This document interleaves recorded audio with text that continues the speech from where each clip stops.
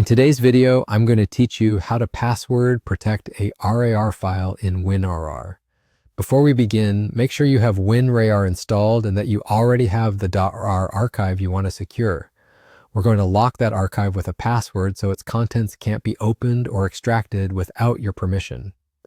Start by navigating to the location of your .rar file, whether it's on your desktop, in Downloads, or inside a project folder. Once you've found it, right-click the file and choose Open.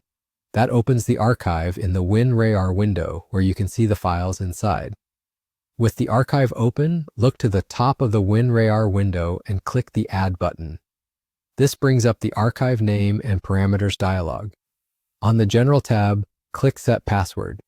In the password box, type a strong, memorable password. A good practice is to use a mix of letters, numbers, and symbols and avoid anything easy to guess.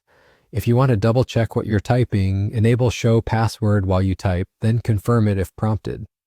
If you see an option labeled Encrypt File Names, turning it on ensures that even the names of the files in the archive stay hidden until the correct password is entered. When you're satisfied, click OK to set the password and click OK again to apply the change. WinRAR will update the archive so that the files inside are encrypted. Depending on your version, it may briefly recompress the contents. Just let it finish. That's it. Your .rar archive is now protected. The next time anyone tries to open or extract the contents, they'll be prompted to enter the password, and without it, the data stays secure. One important note, the password guards the data inside the archive. You can still copy, move, or rename the .rar file, but its contents remain locked. If you're handling critical files, consider keeping a backup copy before making changes, just in case. A few quick tips as you wrap up. Keep your password somewhere safe. There isn't a built-in recovery if it's forgotten. If you plan to share the archive, send the password using a different, secure channel rather than in the same message as the file.